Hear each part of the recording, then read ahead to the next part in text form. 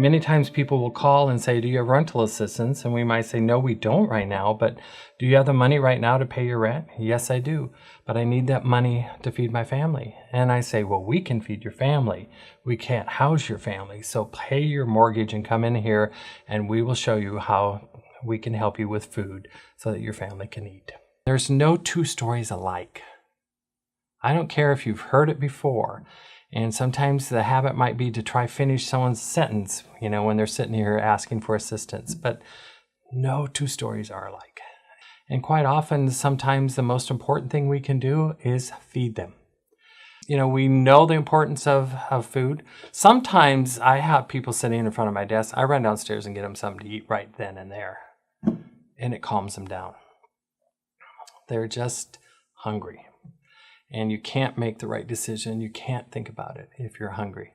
One was a lady who came in recently, and she has 4 generations living in her home. It's her mother, herself, her daughter, and her grandchildren. And there's 8 of them. And, she was so excited and so enthused and wanted to go through everything as she was going through the food pantry of what she was getting and what meals she was going to make. So the next month when she came in, she had pictures of the meal.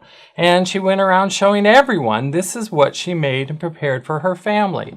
But most importantly, she showed the volunteers who work down there, who come in and help us. And it made them feel really good to see the enthusiasm, the excitement, but yet, the uplifting moment of knowing that we are making a difference.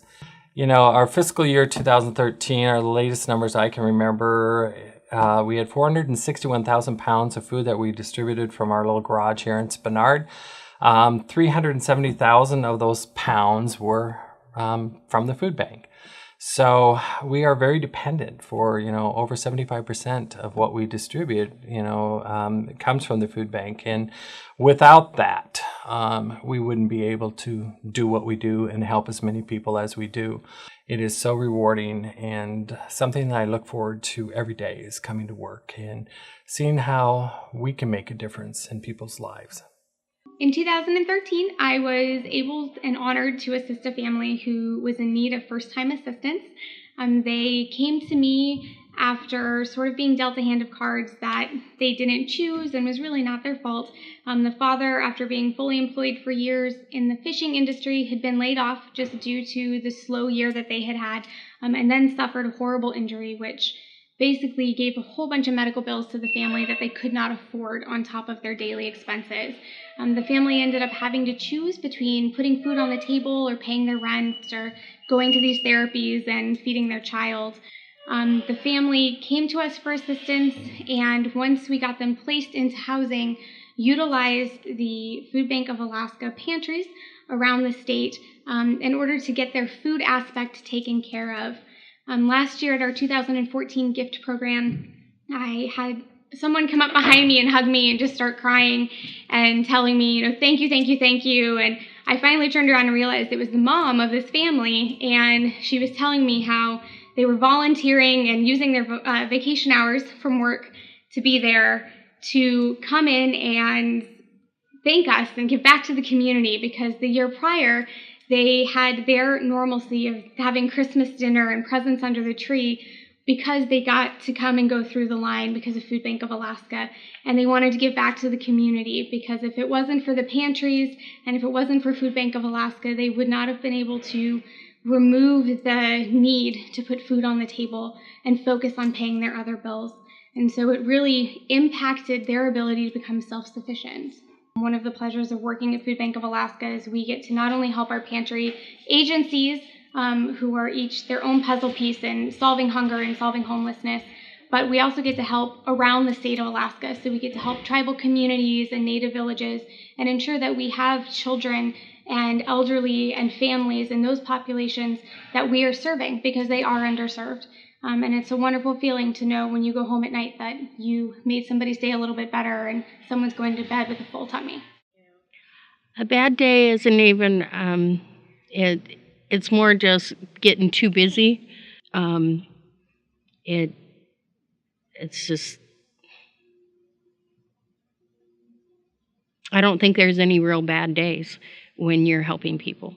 if you're able to do it right. One of my clients that actually was a volunteer too at a time, but her youngest daughter was fighting cancer, a 3-year-old. And then she's still battling, but they're getting back up on their feet. And but they had to come for a while. It wasn't something that they could, she was in and out of Seattle and just struggling. And even though, food stamps can help, but it's not enough sometimes when you're struggling that hard. And they're coming back out of that, so they're not having to come in as often. And actually, I haven't even had to see them for a while, so that means that they're doing okay with food, and that that the little one's getting better. If you're going to put gas in your car, you're going to be able to go to work, which you're going to be able to feed your kids. But you still have to make a choice at the end of the month when you don't have anything.